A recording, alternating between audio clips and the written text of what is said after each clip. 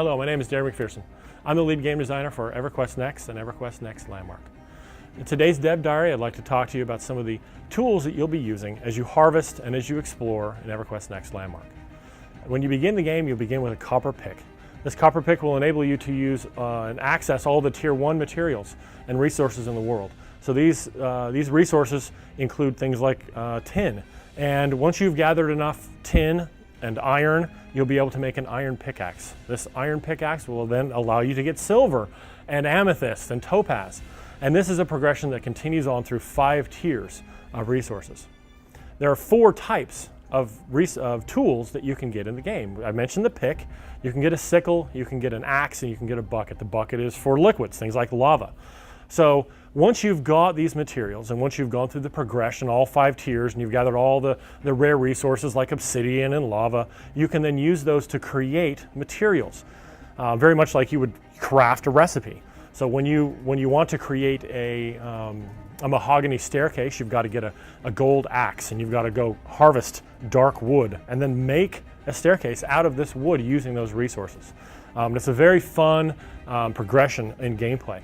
Let's go look at some of the materials that you'll be able to craft using the resources that you harvest in EverQuest Next.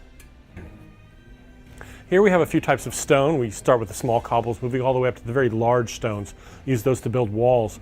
We have a very smooth marble and something you might want to make roads out of as well. Here's some snow and some ice blocks that have been carved. We also have some couple types of our gemstones, as well as some sand and some rocks and some stone. Various types of wood, all the way from flooring to shingles on a house. Here's some riveted metal, as well as some metal with some striations on it. And here's a very large iron block, and some obsidian and some lava texture as well.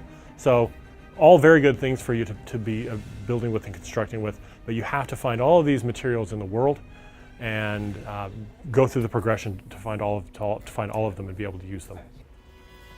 As a special treat, we thought we'd take you through the castle that Dave Georgeson recently posted on Twitter.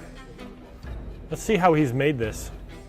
You can see he's used some props here, some light sources, a couple types of stone, both a cobblestone and a large stone, some more props. Let's go into the kitchen here. So as you see, some of these objects have particles and lighting effects on them. We have a forge in here. Also, he put a pretty large light source. There's the number of props that you're able to use to decorate. Let's descend down into the basement and see what else there is. We have a group of benches and some small light sources. And some small flora that he's put, some mushrooms and some crystals in this small, very enclosed garden. Well, it looks like someone has broken into the bottom of Dave's castle. I wonder if he knows this. Maybe next time we'll go down and look. Thank you for joining us today on the Dev Diary. We appreciate the time you've taken to watch this, and we'll see you later.